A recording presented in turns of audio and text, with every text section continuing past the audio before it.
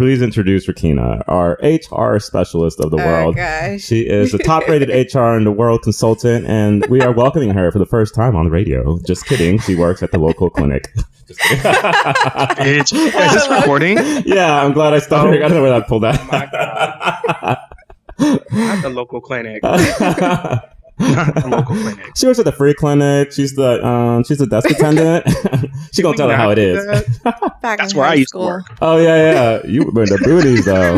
You were in the booties. Some bitches do, this bitch won't. Get up in my squishy sandwich without a quote. Ain't no need to flex, you ain't even in my zone. You be trying to go, we already on the road. Don't kiss no toes, I be sitting on my throne. Don't multitask, you already on hold. Know when to fold, this here is gold. Stripping off the board. I'm competing right now with this one. Who? What are you talking about? Oh, he's blocked. I couldn't see him. Ooh, that's kind of messed up with lights on. So he opened his eyes. That's the only reason I saw them. Honestly, I couldn't really see him either. See, Rakina agrees. So we're starting early today, I see, huh? Rude Renee has started the game, okay? Okay, so rude. So, Patrick, how was your week? You are back where? I'm back in New York. So, apologies in advance if you hear the train go by, but back in New York, this whole month is just a month of working because my husband and I are actually starting the process of trying to buy a home. So I literally am just like working nonstop. So, my week's been pretty cool today. I had to order art supplies for a resin coaster course that I taught last week, and we'll be teaching again this Saturday for veterans or family of veterans. And what we're going to be making is blooming coaster flower things, which we use resin and alcoholic inks. I'll post some pictures up so people can see what it looks like. But yeah, I'm super excited about that. Kids say the most beautiful things when they're doing art, and it's just so fascinating for me to watch. I'm excited to be doing this next one again. So how many kids did you have? I had I had 4 kids and like 5 parents. What was the age range? It was, I think, between 9 and 12. Okay. Yeah, super cool kids. And so the next class I'm teaching will be 7 with parents and children. So I'm doing these small classes because in the future I do want to become an art therapist, and I do want to hold workshops for veterans. So this is just practice, you know. Train. Yeah, I turned down your volume now because it's so loud on our end. Well, I'm not being loud. I'm actually whispering. I'm trying to give you my sexy hotline voice. Please keep your day job. Bitch.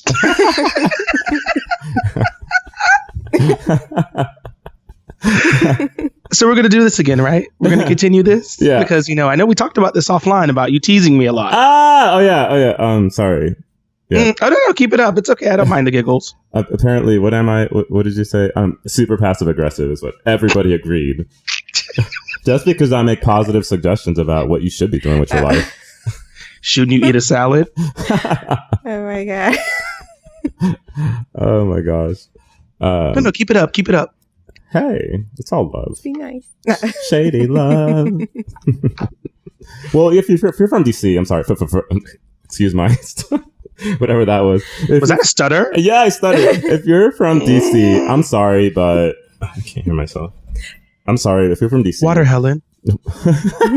If you're from DC, like I learned when I was young, like if you're talking shit about somebody, like in a loving way, that means you truly love that person, like as friends, family, whatever. If I don't fuck with you, I don't fuck with you.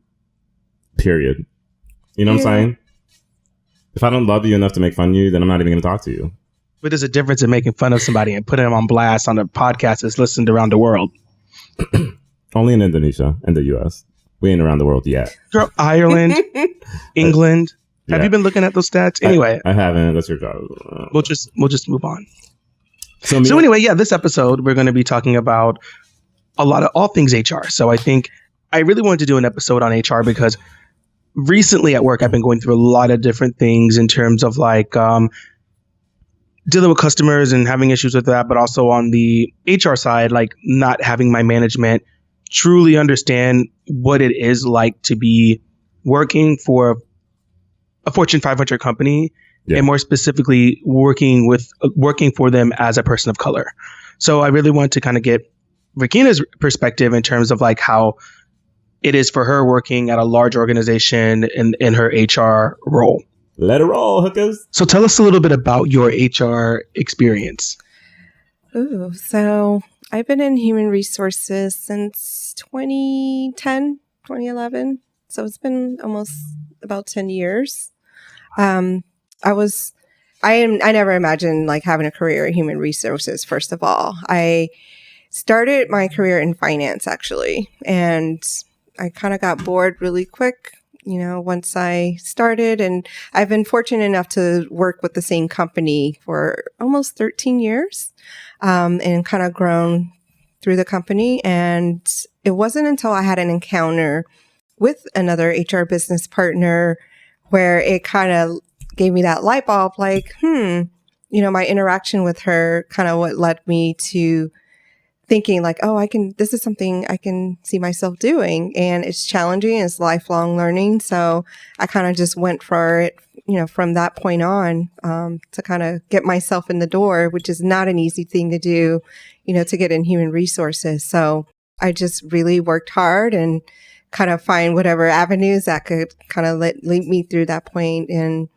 so I started off from, the very bottom and worked my way up. And now I've been fortunate to, work in my profession as a HR business partner. And so I've been very fortunate in my career, and I've had great bosses, and I have bosses, that were very challenging, but yet, I was able to learn a lot from pretty much every boss I've had. My first boss I had was not the greatest boss. Do you feel that like having those negative experiences helps you grow as an employee and as a person? Oh, certainly. As a leader? Certainly, for sure. Because from an employee's perspective, like how would I want to be treated? Right. If I was working with that individual. Right. And it's very, very different for me. It's more personal. I know I'm there to also support the organization, but I'm also there to support the employees. So we're kind of like that medium, that works with both management and staff. Some people don't really understand all the nuances of HR, and, people say we just hire and fire, but it's a lot more extensive than that. We have very many facets of HR. She can see that. I'm sorry. Everybody, Patrick just typed hooker across my computer screen because we're sharing screens we're on Drive together. Oh, man. I'm sorry. Are there roles that you play that most people wouldn't expect that you do? Oh, we do a little bit of everything. We're pretty much involved with, employee relations is probably the number one thing I deal with, in addition to, working with leaders on employee engagement, training and development, assisting with, their recruitment. We don't just deal with one specific area. So we kind of... So y'all are the bosses of everybody, technically. So who comes down on y'all? Like, how does HR get in trouble? Oh my gosh. So, we do have our leaders that we report up to. So we have there is always a head of HR, which some companies, you might have your HR officer or HR people officer, HR director. Like I have a director I report to, and then we have our HR people officer that we report up to. So, which is based over at our system level. So, well, I know that even they can get in trouble because when I was trying to look for positions within the government right before I got out, I was trying to apply at DHS, and they were having like a hiring pause, and it was because one of the high-ranking HR officers was found guilty of bribing female employees with sexual favors in return hiring them. And he would also pass those favors off.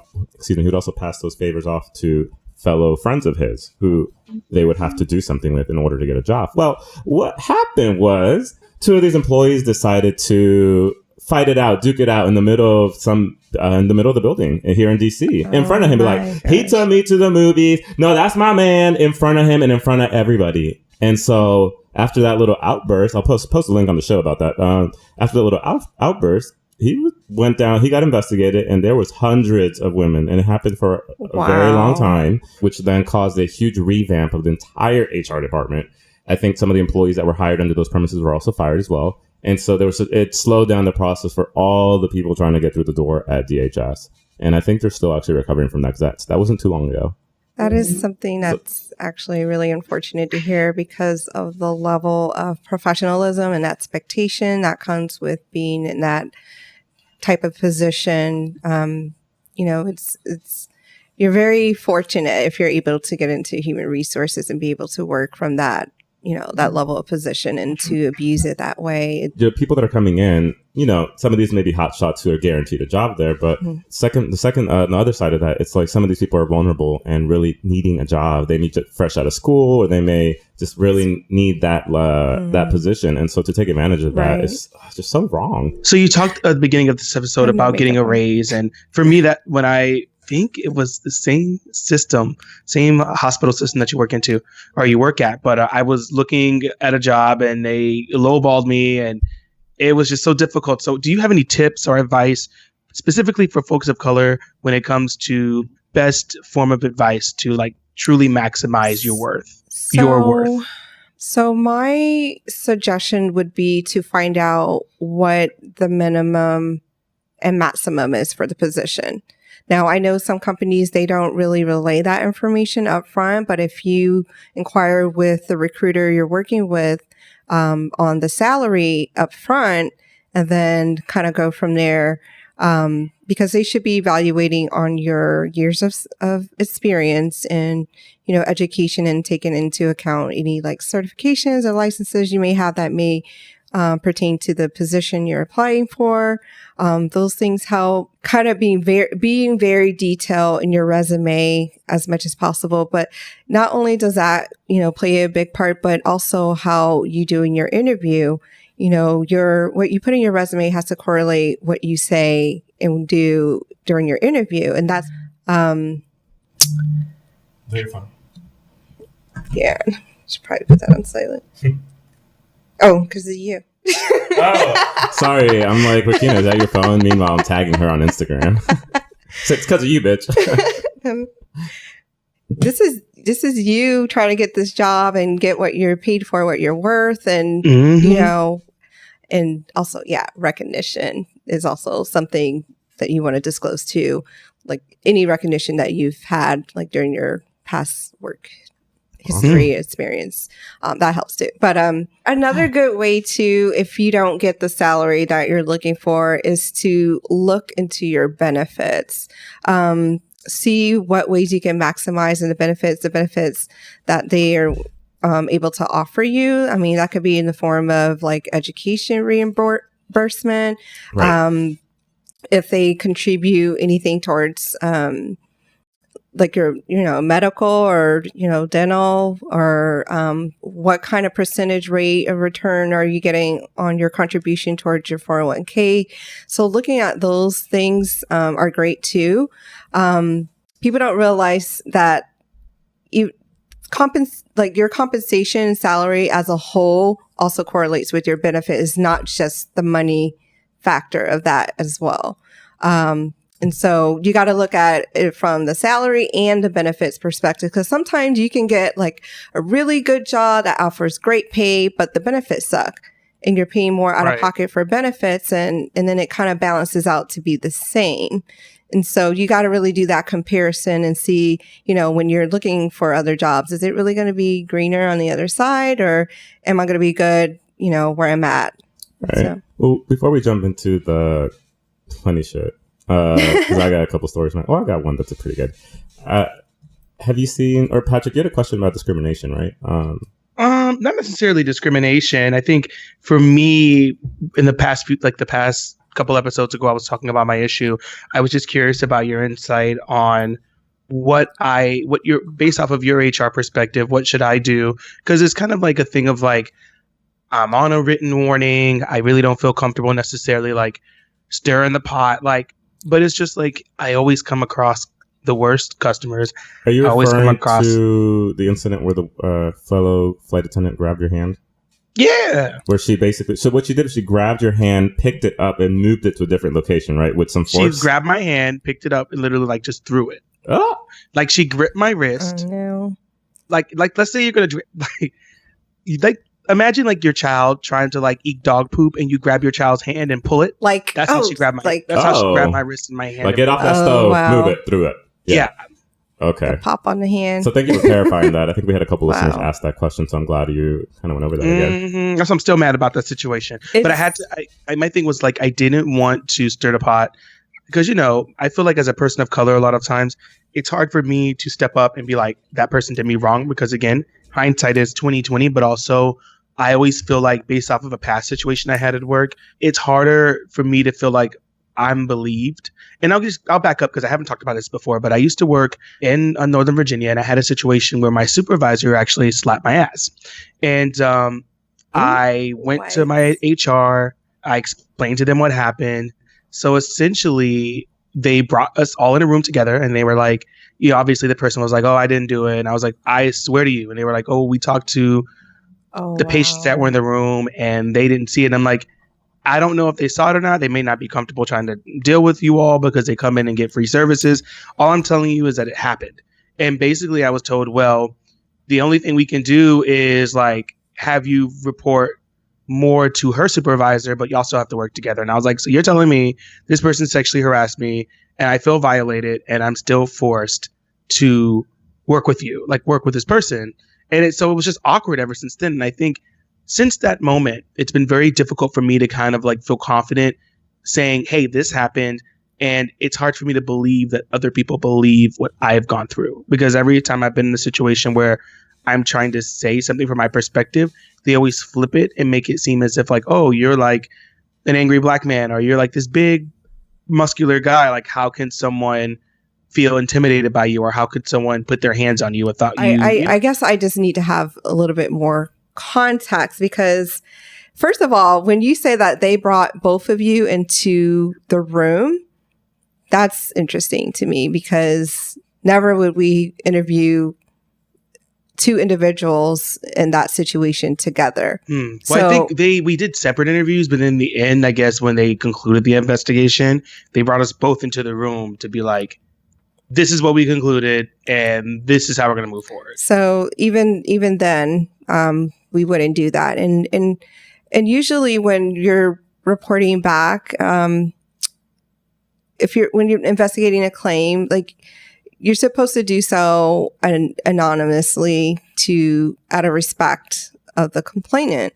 And although while we're investigating that claim, of course, we're going to talk with the other party that's involved and we would take their accounts as to what happened.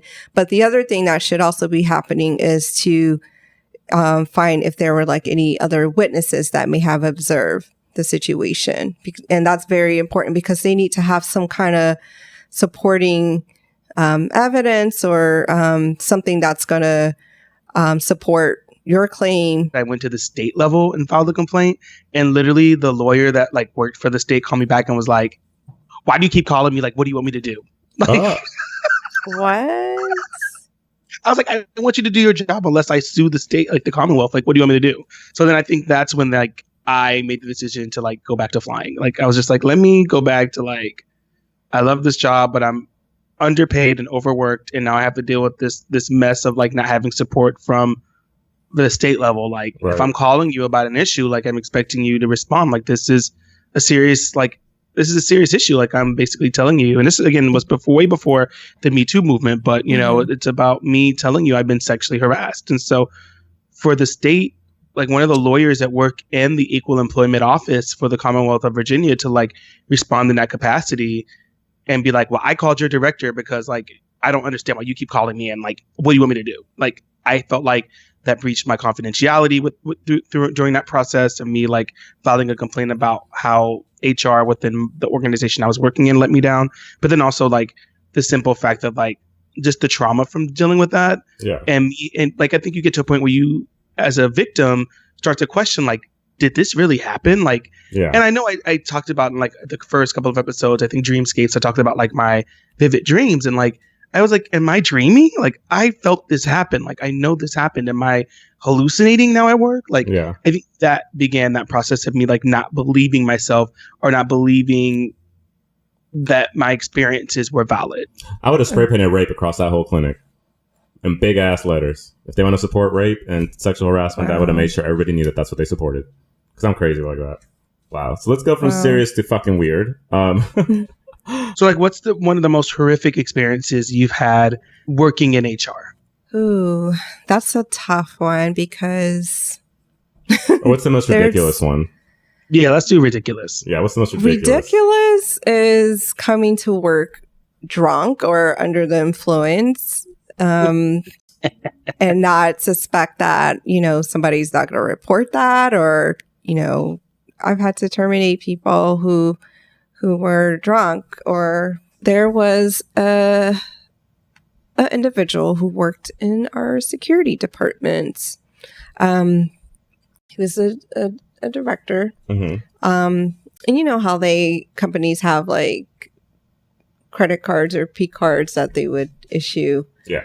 And so, we got contacted by our accounts payable department, and they're like, or rather our finance department, and they're like, we've noticed some very odd charges being charged to this P card. And very high amounts, and for random things that are like outside of the normal, things that we would pay for. And so when we found out who the individual was, we were just like, you got to be kidding, because this was the security director. And so they were charging personal charges to like get their card fixed or for trips. Just paying for like personal everyday items. Did he not think he would get thousands thousands of dollars? Let me go cop this Gucci bag on sale this weekend. Right? Kohl's had a sale. Let me go to Tyson's too real quick and go over there and snatch me up a Gucci belt. Yeah, exactly. Wow. How do you not think you're going to get caught from that, though? It's like the cards are on there. I don't know. I don't think... Girl, if it goes through, she's good. This is... And that was a really difficult situation because, this is somebody we work with on a regular because, with HR in most places, they work with the security if they have to be involved with like a termination or just provide security will escort you out the building if it's immediately. Like I've seen that at certain places. I mean, more often than not, fortunately, like where I'm at, we don't need to involve security. Most of the time, the employees, they will, they cooperate and we don't have to get them involved. And so Well, we had an issue at one of the locations I worked at where they had to, it was something very serious with the networking system. And so they had to send security to his building to get him to remove him in that minute.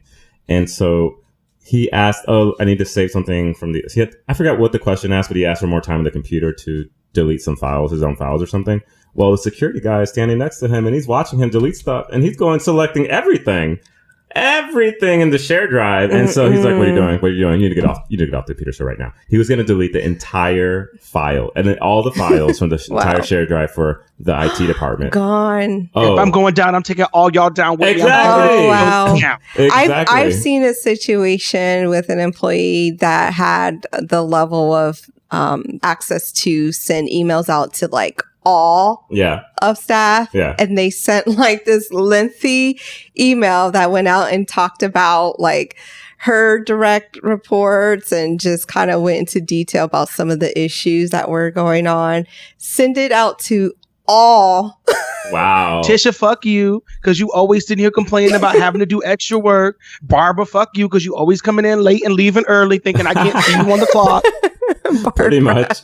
Big doll. Why is there always a Barbara? Everybody else in like associating facilities. And Brosa from housekeeping, never taking my trash, bitch. I hate you. I'll throw out my own damn trash. Fuck all y'all bitches for throwing out my salad because it's only been in there for 2 days. Oh my God. There's always that one bitch. I wish I just had access to like send all. I wish. Yeah, that's some crazy access. There's, we never know what to expect, each day. It's like what secret's going to creep out of the woodwork, out of the cauldron. Well, we don't know what issues are going to come about, and we deal with every time I think like I've seen and dealt with it all. Like there's always something else that comes and tops that. Like, so have you ever seen like two, like, and I'm not talking about like young adults. I'm talking about like top out pay, like ready to retire, like Judy's just like cursing each other out, like having to get HR involved, and it's about like something petty. Like she looked at me the wrong way. Somebody that's retiring and trying to leave on that note. Like retiring, don't give a fuck. Like I'm gonna show up when I'm gonna show up. I'm gonna call you out. No, I have an experience with that. Like every single person. Where I was interning last, like we had our director who was retiring, like literally within 8 months. She would literally pick and start fights with all the employees and just like try to like basically make him feel like crap or make him feel stupid. And she even did that with me, just trying to make me feel like incompetent. And I was just like, bitch, you're leaving. Like, why are you even trying us right now? Even when she did, because she ended up getting removed because I filed a few complaints against her because she was extremely condescending. She ended up getting removed. And her excuse was, you know, y'all, I can't take the stress of working in this department anymore. It's just so hard for me. And this is why I'm choosing to take a desk job in security. Bitch, you're the director of graphic design and you're taking a desk job in security. Bitch, you've been demoted for life until you get out. You're lucky they even gave you that shit. So let's be real, okay? And me and all the employees are looking at each other like, is she for real? Like, did you get this email too? Honestly, Patrick, I think I've honestly have not had to deal with anybody that left in that way. Because I think if they had those issues going on, I think there would have been some kind of behaviors or some things that may have been said or shared from their leaders for them to not even be in that position to retire. Well, in the government, it's crazy because like people will let stuff slide because they're like, it's hard to file a GS person. So people just let it slide. Well, they let it slide too long. And I mean, Shirley's out in the parking lot fighting Barbara. Oh, you almost got her name right. I had an employee in that department tell me, you know, I feel traumatized. I feel anxiety when I come into this place because I don't know who she's going to pick on next. Whose week is it? Was the running joke. And I only been there for 2 months. Oh, is it your week to get bullied? Like that's how bad it was. So if you're my suggestion, if you're having a problem with an individual that keeps making those sort of comments or just, you know, making it feel like a very uncomfortable or maybe hostile or harassing type of environment. Like document those issues that occur, when they occurred, how often they occur, if there's anybody that's witness to it, because that's going to help us like during our investigation. You got me trying to document my stuff. I'm like, how far can I go back and find this and this and this? Let me send this to me. But I would be curious to hear more about your situation so I can give you that guidance. Yeah, I'm telling you. I think it's just difficult because like I have a lot of customer compliments, but I get a lot of customer complaints about like things I can't control. Like, so like I'm working on a plane and like it's a red eye. So people like, we make an announcement to have people keep their like body parts out of the aisle and stuff. So this guy on the ground was a bitch and we get up in the air. His body parts are on the aisle. Everybody's bumping into him because you can't avoid him because it's dark. You can't see him. So I'm walking to the back to to take some supplies. And all I hear behind me is like doom, doom, doom, doom, doom. I'm like, what the fuck? Who the fuck is behind me? So I look back and the guy's like, what's your name? And I'm like, who the fuck are you? I was looking at him like, why? Like, who are you? Like, why? He's like, what's your name? And I was like, why? Like, why are you asking for my name? What is going on? He's like, because I asked you and you're going to give it to me. And I just walked off. So then like he comes to the back galley and he's like, I'm not leaving until I get your name. And I looked at him and I was like, I have no idea who you are. And therefore I don't give my name to strangers. And he was like, I'm going to find out your name. So he was telling another coworker, he was like, yeah, because like he hit my leg. And when I asked him why, he said, keep your damn leg out of the aisle. Something uncharacteristic of me. But I was just like, it's very difficult in those situations because I feel like airlines, like more specifically, rather have a customer happy than keep an employee employed. That's just like pieces of the puzzle, but it's like creating anxiety and stress at this in my work life because it's like every time I come to work, it's stress because of the fact that like I'm constantly like, is today going to be a good day? Or if I have an incident with a customer and I try my best, is my company going to support me today? Or is this going to be like the straw that breaks the camel's back? Right. Like that's where I'm at because the company almost tried to fire me before for a situation where an employee literally cornered me and got in my face, and me by trying to get around them touching them, she called the police and had me detained for 3 hours. What? And my company tried to fire me, and I had to fight for my job and be like, what was violent from what I did? Like, she was the aggressor. It was notated in the police report. Anyway, so like because Why of that didn't you take incident, that to like the state level and fucking sue Right? the entire company? well, I was going to do that, and that's where they backed down. So, but because of that, like you would have been rich off your panties, girl. every incident I'm in, it's like that's why Omar like is like, why do you continue working for a company? I'm like, because I love what I do, and I realize that like I think you'd love the $1 million lawsuit you'd get out of it more. well, yeah, true. Honestly, like if you have that, But at the end of the day, on top of that as well, it's like, if you do that, then you can't work there because it's like you can work there, but is it going to be easy for you to come to work? Well, if you win $1 million lawsuit, why would are you going to be on their radar? Why would you even care? Like, But where are you going to be during court? During court, where are you going to be at work?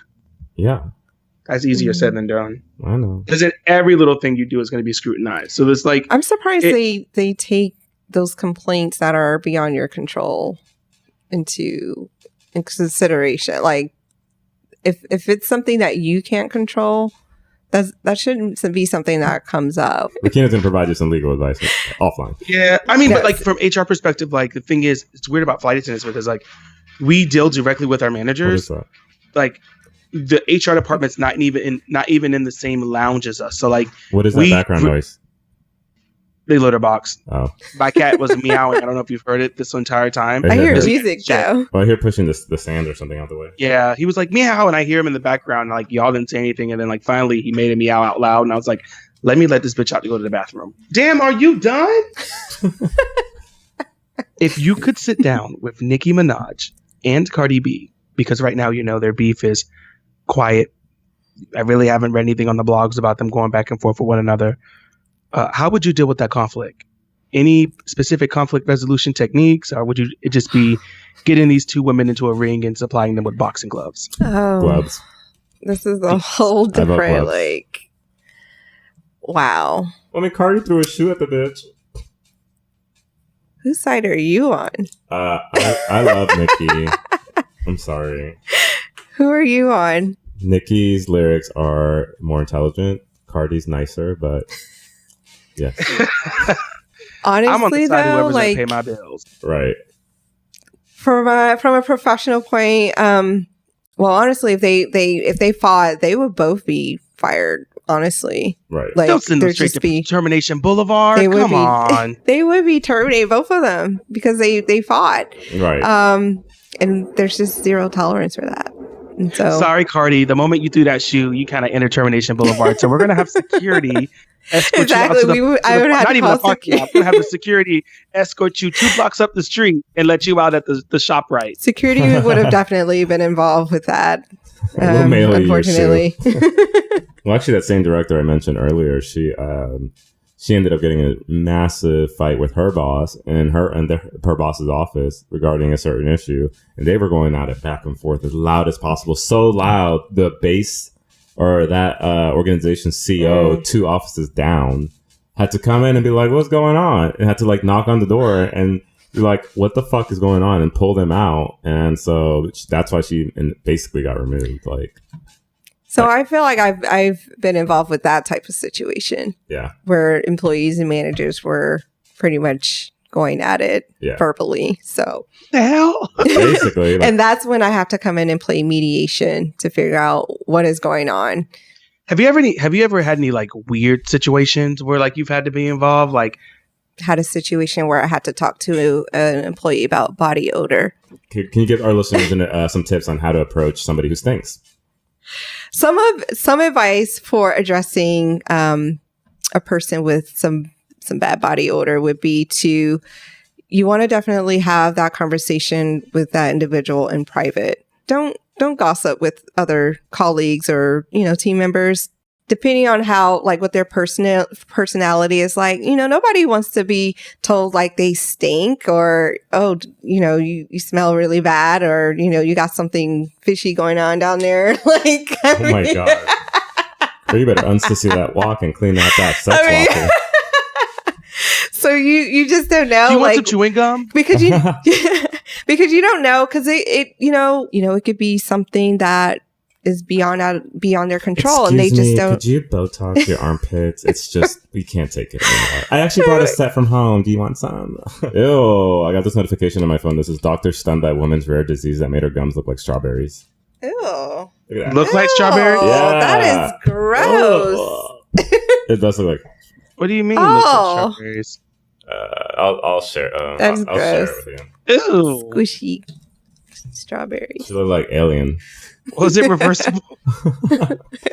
Gum's gonna come out and bite you, girl. Okay. Like Steve biting his girlfriend's ear in the middle of the night. Stop. You heard about it in the episode. It's so funny.